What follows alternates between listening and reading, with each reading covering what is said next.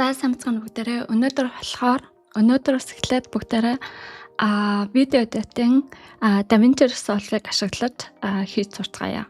За тэгэхээр одоо би видео эдитинг бол анх 2 сарын өмнөөс л хийж эхэлсэн байгаа. Тэгээд ерөнхийдөө 2-3 сарын өмнөөс Skillshare дээр курс аваад тий одоо DaVinci Resolve-ийн видео эдитинг курс аваад тэгээ анх удаага видео эдитинг хийсэн байгаа. Тэгээд ерөнхийдөө нэг иймэрхүү шинэ одоо хэрэгслүүдийг сурахад бол нэг юм эхнээс нь төгсгөл хүртэл явдаг ийм курс авчвал зүгээр юм блэ гэж утсан. Тэгээд тэр одоо Skillshare-ийн курс дээр нь болохоор ерөнхийдөө суур ямар нэгэн тодорхой хэмжээний дунд зэргийн видео ерөнхийдөө нэг видео тий хийхэд болвол яг хангалттай тийм бүх арга барилуудыг зааж өгсөн. Тэгээд тэр нь бас нэг тийм урт курс бол байгаагүй. Тэгээд би тэрэн дээр сурсан одоо видео эдитинг аргуудаа та бүхэндээ энэ одоо цуурлаараа зааж өгье. Тэгээд нөгөө би өмнө орж байгаагүй ерөнхийдөө энэ видео эдитинг ерөөсөө хийж байгаагүй. Тэгээд бас нөгөө хатангуй хөнгөн CapCut enter гэдэг байгаа. Тэгээд тэрийг нь хэрэглэж үзэг байгаа. Descriptive болохоор би хийж descriptive болохоор хийж үзэх гэж оролцсон. Тэгээд тэр нь болохоор AI суурилсан ялангуяа англи хэл тэгээд бусад хэл байсан үгүйг санахгүй байна. Ямар ч гэсэн англи хэл дээр ингээ хийх юм бол айгу ашигтай хэрэгсэл байсан. Гэхдээ бидний хувьд болохоор монгол хэлээр хийж байгаа хүмүүсийн хувьд бол жоохон AI нь монгол хэлэн дээр одоохондоо байхгүй байгаа. Тийм болохоор descript болохоор хэцүү юм байна. Хэрвээ англи хэлээр хийж байгаа бол маш ашигтай, цаг хэмнэх боломжтой тийм юм байна. За тэгээд DaVinci Resolve яагаад би DaVinci Resolve-ыг одоо сонгосон бэ гэхлээр нэгдүгээрт үнэгүй мэдээж одоо апгрейд хийж болно. Үнэтэй төлбөртэйг нь авч болно. Гэхдээ ерөнхий бүх суур ер нь дажгүй видео хийчихэд бол хангалттай бүх юмнууд нь үнэгүй байгаа. DaVinci Resolve-аас шууд хэрэглэж болно. Тэгээд дээрэс нь маш хартангуй чанартай видео хийх боломжтой ийм хэрэгсэл одоо софтвер байгаа. Тэгээд тийм болохоор сонгосон. Харин DaVinci Resolve болвол нэлээд бас эхэндээ эхэлж хэрэглэж үзэж байгаа бол нэлээд нөгөө нэг юм хэрэглэх зааврыг нь бол авсан дээр тэггүй бол хэтэрхийх цаг алдна. Одоо өөрөө хайх юм бол яг тэгэхээр маш их юм хэрэглэх боломжтой хэрэгслүүд байдаг.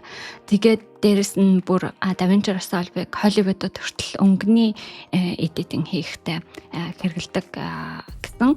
Тэгээ маш хүчин чадалтай ийм хэрэгсэл байгаа. За тэгээ би ChatGPT дээр мэдээж нөгөө DaVinci Resolve болохоор маш их одоо компьютер хүчин чадал багтаамж сайтай байх хэрэгтэй байдаг. Тэгээд жишээлбэл одоо миний энэ MacBook-ийн Apple-ийн 4M чиптэй энэ компьютер нь болохоор яг доотлынхан суур нь байгаа. Ерөнхийдөө гайгүй 1 цаг орчмын видеог бол ерөнхийдөө гайгүй эдитинг хийгээд тэгээд чанартай 4K видео гаргах боломжтой ийм компьютер байгаа. DaVinci Resolve дээр. Тэгээд энэ нь ерөнхийдөө бараг л 3M байж болох юм шиг байгаа. Тэгэл ерөнхийдөө доотлынх нь одоо нэг хэмжээ гэсэн үг. DaVinci Resolve дээр сайн видео эдитинг хийгээд. Тэгээд одоо энэ дээр би одоо доотлынхын компьютерийн хэмжээ нь ямар байх вэ гэдэг энэ юунаас асуусан л да ChatGPT-гээс. Тэгээд та нар одоо энэ дээр харж байна те зүгээр энэ одоо монголоор юу гэж хэлдэг мэдгүй энэ 1080p эдитинг хийхэд бол энэ нь болохоор 4K-гийн өмнөх нь байгаа те. Тэр K эдит хийхэд бол энэ одоо компьютерийн багтаамжуудыг нь хэлсэн байна энэ дээр. Тэгээд GPU-ний байх хэрэгтэй, RAM нь доотлол нь 16 GB байх хэрэгтэй. Тэгээд Intel Core i5 ч юм уу эсвэл тэгээд эдгээр одоо зааврууд нь болохоор 4K дараа хангалттай биш. 4K-гийнх нь болохоор доор ингээд яатсан. 4K smoothly edit тэ нэг амар их гацаж матгүйгээр edit хийхэд компьютерийн хэмжээ ямар байх вэ гэдэг ингээ харсан байгаа. Тэгээ ер нь доод нь 16 GB RAM-тай байх хэрэгтэй гэдгсэн. Тэгээд RAM-тай байх ёстой гэдгсэн. Тэгээд миний компьютерийн 4M Apple-ын чип нь болохоор бас энэ компьютер нь болохоор бас 16 GB байгаа. Тэгсэн хэрнээ би нэг цаг орчмын видео нэлээд юм давхар юмтай видео хийхэд бол нэлээд гайгүй явцдаг. Тэгээ жоохон олон давхар ингээд хийгээд ирэнгүүт одоо тэгээ янз бүрийн видеоноо давхарлаад ирэнгүүт жоохон дуу бичлэг хоёр нь баг зэргийн зөрөөд эхэлцдэг. Тэгтээ видеогоо нэг ингээд рендеринг хийгээд тэгээд нөгөө гаргахад болвол тэр нь болохоор зүгээр ячдаг. Зүгээр ингээд нөгөө эдитинг хийж авах хооронд болвол олон видеонууд дээрээс нь давхарлаад нэг цаг магийн видео болол жоохон дуу бичлэг хоёр нь зөрөөд байдаг хийж авах явцад тэр нэгтэй тэгээд видеогоо гаргах болохоор тэр нь зүгээр байдаг. Тэгээ ерөнхийдөө та нар энэ дээр харж байна те CPU нь ямар байх хэрэгтэй вэ гэдэг байгаа. Тэгээ яагаад CPU нь сайн байх хэрэгтэй вэ гэхлээр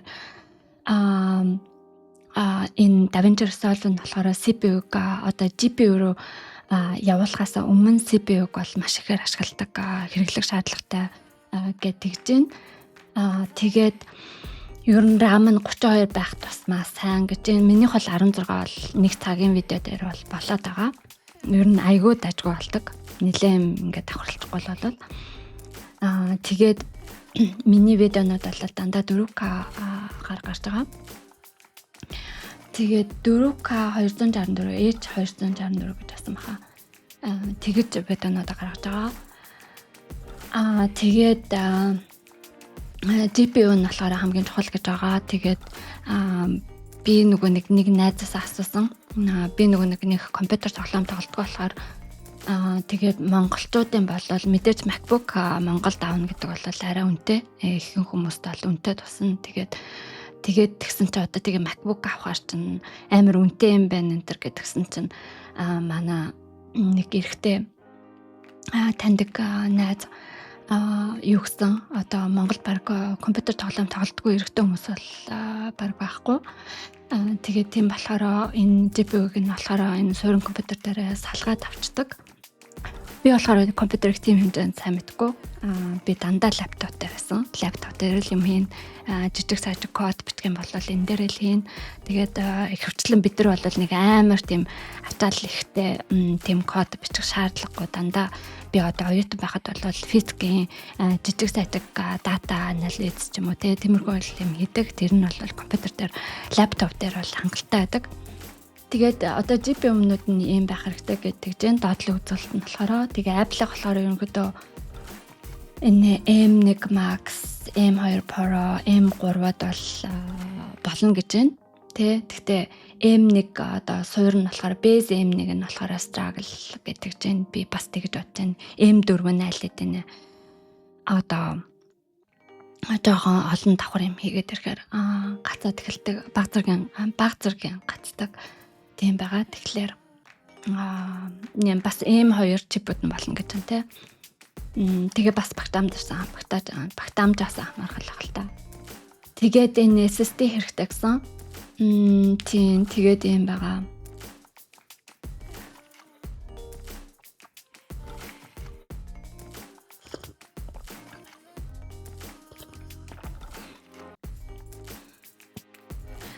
За тэгээд юм байна. Компьютерийн хэмжээ нь бол юм байх хэрэгтэй юм байна. Тэгээд одоо бүгдээрээ юугаа асаа. DaVinci Resolve. За тэгээд миний өмнөх проектууд нь гараад ирлээ. Тэгээд мэдээж Untitled шинэ проект асаана. Тэгэнгүүт мэдээж энэ нөгөө проект нэрлэх хэрэгтэй те. Одоо DaVinci Resolve нэг гэсэн төсөл нэг гэсэн дугаар нэг юм уу? Дугаар нэг гэсэн нэг видео. эхнийхээ юм. Тэнгүүд энийг яашаа хотлоод энэ дэлгэцэн нээшиг шууд тавьж болдгоо.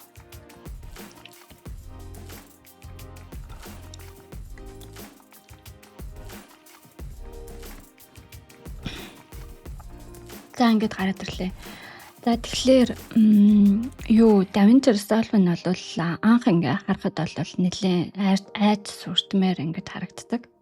Айгүй их юм нөгөө нэг юм юутай те одоо янз бүрийн хэрэгсэлтэй ийм байдаг. Тэгээд ер нь голчлон болвол бүгдээрээ юун дээр ажиллана гэхлээр энэ нэг 3 дахь юун дээр нь ажиллах байгаа.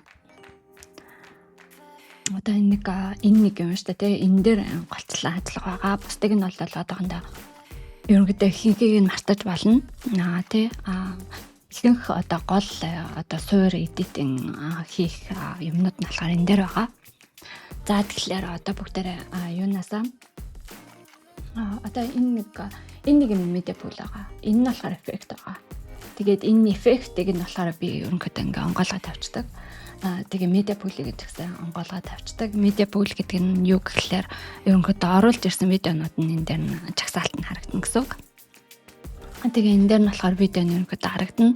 Тэгээд доор нь болохоор видео эдитинг хийх юмнууд нь байна. Энд нь болохоор янз бүрийн эффектүүд одоо видеонд текст оруулах ч юм уу эсвэл видеоноос видеолоо шилжих ч юм уу тиймэрхүү юм гэдгийг нь хийн.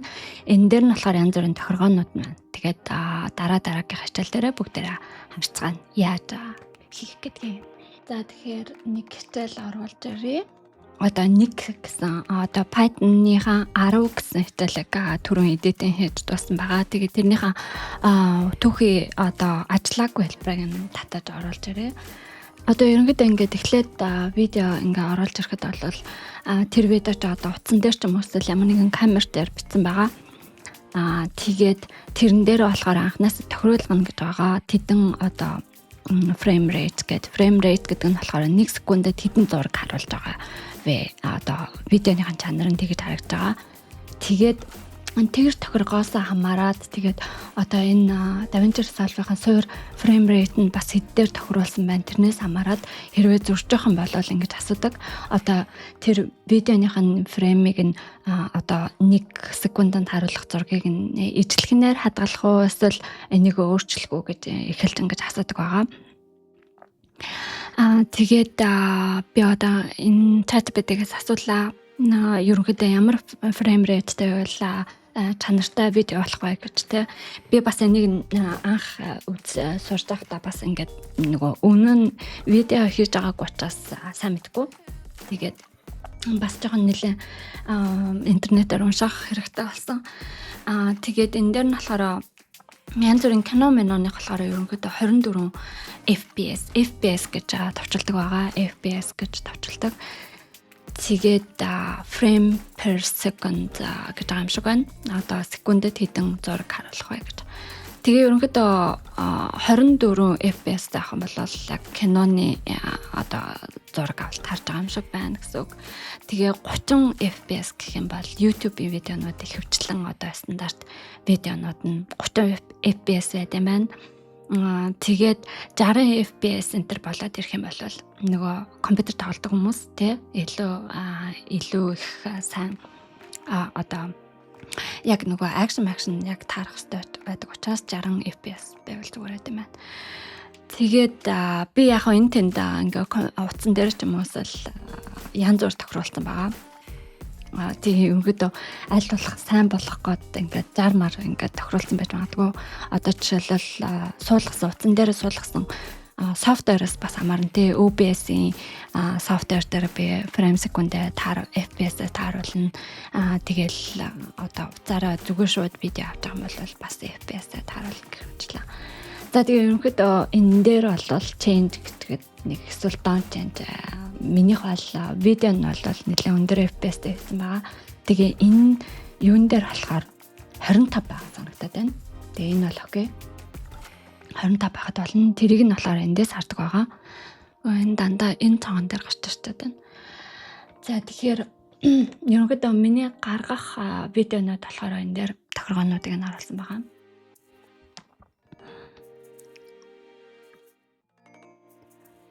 тохиргоонуудыг нь оруулсан. Тэгээд ерөнхийдөө энэ 3840 яг харцгаа нь 2160 гэдэг нь 4K видео Ultra HD гэхээр 4K гэж товчоор ярианы хэлэнд хэрэгэлдэг.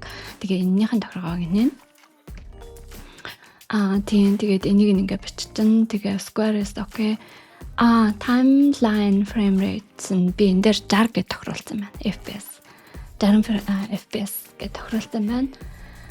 За тэгээ бусад одоо editing одоо тохиргуулгад нь бол заавал шаардлагагүй. Мэдэх шаардлагагүй ерөнхийдөө суурь нь бол байж байгаа. Тэгээд бусад юмыг нь бол бүх юмыг нь мэдэх шаардлага байхгүй. Тийм байгаа. Мэдээж одоо ингээд сурын ойлгоё гэдэг юм бол бүгдийг нь ChatGPT-гээс тийм үү те. Тэгээ ингээ асуугаад нэг нь явчих болно. Тэгээд ерөнхийдөө иймэрхүү хичээлийн зорилго нь бол хамгийн амархнаар хамгийн одоо яг хэрэгтэй видео editing хийгээд хэрэгтэй юмнуудыг ингээ заагаа явуулдаг болохоор хамаагүй цаг хэмнэн би жоохон нушиж ярьсан ч байсан хамаагүй. Тэгээд ерөнхийдөө бол ингэж байгаа. За тэгээд энэ дээр болохоор би өнөөдөр болохоор Python-гийн beginner-ийн 10 дугаар хичээлээ түрээ эдитэлж видеод оруулсан. Тэгээд тэрний видео энэ дээр байж байна. За тэрийг одоо би ингээд татаад одоо ингээд тий drag and drop хийж болно. Тэгээд зүүн тишгээ тулгаад одоо видеого зүүн тишгээ хамгийн тулгаад ингээд тавьчихна. Тэгээ энийг ингээд харж агаад тэгээд бүр ингээд тулгаад тавьчихна. 0-оос ахуулаад тэнгүүд нэг юм хоёр юм байж байгаад энийг нэг видеого сайн харахын тулд одоо хаана явж байгааг нь харахын тулд ингээ хоёр тишгээ ингээд жоохон сонгоод өгчнө. Тийм ингээ сонгоод өгчнө. Тэгээд одоо юу яадаг? Одоо энэ чинь нэг юм байгаа шүү дээ тий. Тэгэхээр энэ дээр болохоор ингээд жижигсэгдэг байгаа. Хасах дээр нь дараад ингээд жижигсэн тэнгүүд ингээд нөгөө видео гэдэг жижигсгээд өгнө. Тэгээд одоо энэ нэг одоо энэ дээр энэ гол видео юун дээр болохоор ингээд миний видео нь харагдаж байна тий. Тэгээ энэ дээр нэг харах юм нь болохоор ерөнхийдөө анхнаасаа видеого зөв нөгөө нэг хийсэн бол энд тохируулаад авах шаардлага байхгүй. Ерөнхийдөө яг нэг ингээд дэлгэцэн нь бол яг видеогоор дүүргээд гаргаад ирчдэг. Би миний анхны хийжсэн видеоноо талаараа би ингээд нэг хэмжээг нь тааруулах гэсэн. Тэг анхнаасаа оруулж ирэхэд энэ дээр айгүй их тохируулах шаардлагатай болж байсан. Одоо бол ерөнхийдөө бүх видеоныхын хэмжээ нь тэр чигээр ингээд дэлгэцэндээ дүүрээд таарчихсан байгаа. За тэгээд ингээд жижигсүүлдэг байгаа. Бүр ингээд жижигсэгчж болно те. Тэгээ нийт видео ч ингээд ердөө харагдаж байна. Энэ хэдэн минут вэ? 23 минут 32 секундын видео юм байна. Тэгтээ би нэг эдитинг хийх гэж байгаа учраас томсоод тэгээ эхний хэсэг нь бол мэдээ тэрэг байгаа. Тэгэхээр одоо би cut хийхтэй те. Cut гэдэг нь болохоор одоо энэ нэг брэдэг байгаа. Энэ брэдгэн дээр дарангууд одоо нэг хаана видеоныхаа хаана авчрах гэж нэг хөвчлэн одоо би энэ видеог бол ингээд салгаж хийгээгүй тэгээ дуу аудио болон юун одоо нэг видео хоёр нь яг таарсан байгаа. Тэгээд тийм учраас ингээд одоо энийг бол зөрүүлэх боломжтой байдаг. Одоо ингэчээр зөрчиж байгаа. Тэгээд нэг хасах нэг 49 секундын энэ хоёр видео дуу хоёр нь ингээд зөрчиж байгаа. Тэгээд тийм учраас энийг зөрүүлж болохгүй энэ дээр сайн анхаарах хэрэгтэй. Зөрүүлэхгүй тулд тэгээд энэ нэг брэдгэн дээр дараад тэгээд хөвчлэн дуун дээр очиод кат идэг байгаа. Яг тэгэхээр видеон дээр ингээд сайн харах боломжгүй учраас дуун дээр нь очиод яг хязгаарнаас ахуулаад ярьж эхэлж байна. Гэдэг дээр нь очиод ингээд дарчна. Нэг удаа ингээд дарчна тий. Тэгээд одоо баруун хоёр ингээд баруун юу гэдэг лээ. Одоо баруун дээр ингээд арах юм бол одоо монголоор юу гэдэг юу гэж хэлдэг юм атсан байна. Би энэ дээр болохоор 2 уруугаараа дарна. Тэгэнгүүт энэ дээр ripple delete болон delete selected гэж гарч ирж байгаа. delete selected гэдэг нь болохоор би энийг зөвхөн select хийсэн байгаа тийм болохоор зөвхөн энэ нөгөө нэг аудио нь хасагдчихна гэсэн үг. Тэгэхээр видео нь хасагдахгүйгээр аудио хэсэг нь хасагдчихгууд би бас видеогоо цогт нь хасмаар байгаа тэгэхээр command Z дээр буцаж дараад дахиад очиод баруун одоо талынхаа хулган дээр дараад тэгээ ripple delete хийх байгаа. Ripple delete гэдэг нь болохоор яг энэ цэг хүртлээ болохоор видеотой хамтаа цугтаа delete хийх гэсэн үг. Тэгээ ripple delete. Тэгэнгүүт ингээд хоёулаа видео, аудио хоёр нь хоёулаа таригдаад тэгээ зүүн дэшгээ ингээд шилжиж байгаа гэсэн үг. Тэгээ 0-аас эхлээд. Тэгээд ингээд би одоо тоглох дээр дарах юм бол за ингээд болчихж байгаа тийм. Тэгээд хэрвээ одоо энэ видеого нөгөө зүүн дэшгээ, баруун дэшгээ эсвэл шилжүүлэх энэ төр хэрэг гарах юм бол заавал энэ хулган дээр дарахгүй бол мэдээч видеого хаажилтна. Очоод хаажилсан гэсэн үг. Тэгээд одоо жишээлбэл би энэ дээр зум хийн штэ тий. Одоо ингээд томсгоно. Тэгэхэд одоо яг энэ улаан энэ одоо юм нь явж байгаа газар нь болохоор жижигсэж томсгодог. Одоо тий тэгдэг байгаа. Тийм учраас би одоо жишээлбэл одоо ингэж хайжгаад тэгээд одоо ингээд юу яагаагүй. Одоо би яриаггүй хэсэг байна шүү дээ. Ихэвчлэн энэ яриаггүй хэсэг дээр нь бол ихэвчлэн юм зохицуулаад ч юм уу эсвэл яриамаараа зохицуулаад ч юм уу нэг тиймэрхүү эсвэл нөгөө гаргаж байгаа юм уншиж хараад ингээд байдаг. Тийм учраас кат хийгээд авах хэрэгтэй. Тэгэхээр яг энэ үе дээр болохоор очоод энэ нэг улаан аваатаа тавьчихна. Энэ гүдэг юм одоо монголоор юу гэж хэлдэг юм мэдгүй. Тэгээд аваатаа тавьчихна. Тэгээд гүйлгээд үзнэ. Тэгээ би ерөнхийдөө өөрөө болохоор ингээд видеон дээр очиж зогсож जैन тий. За ингээд энийг хэлжлээ. Тэгээ энэний дараа кат гэд ингээд бодоод зогсон байгаа гэсэн. Тэгэнгүүт тэрэн дээр очиод энэ кат дээр очиод яг зогсон газар очиод тэгээд кат хийчихнэ. Тэгэнгүүтээ ерөнхийдөө бол эндээс эхэлж байгаа ах гэж бодож байна. Би одоо энэ дээр нь энэ улаан ам авчаад энэ улаан ама дээр нь дарчууллаа энэ нөгөө хаана гүйж байгаа юм яадаг. Энэ доошоо ингэж очингоо шууд бэрэтэг болоод хайчлан гэсэн үг. Тэгэхээр энэ нэг дээр авцаа нь ингэж нааш цааш нь хөтлөгдөг байгаа. Тэгээд эндээс ахуулаад юу гэж хэлж гэн гэж харъя. Тэгээ энэ дээр хоолойгоо зассан байна. Тэгэхээр эндээс эхэлнэ гэсэн үг.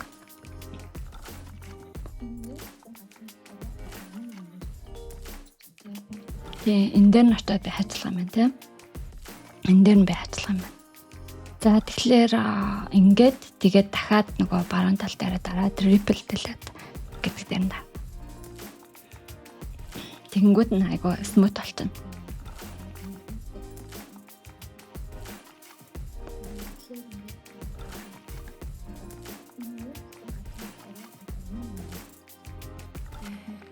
Тэгээ ингээд асуусан. За нэг юм байгаа. За тэгэхээр өнөөдөр болохоор бүгдээрээ видеого DaVinci Resolve дотроо импорт болж оруулж ирлээ. Тэгээд дээрэс нь энэ нэг одоо юу гэж хэлдэг мэдэхгүй. Энэ видео эдитинг хэсэг дээр видеого drag and drop хийж үзлээ.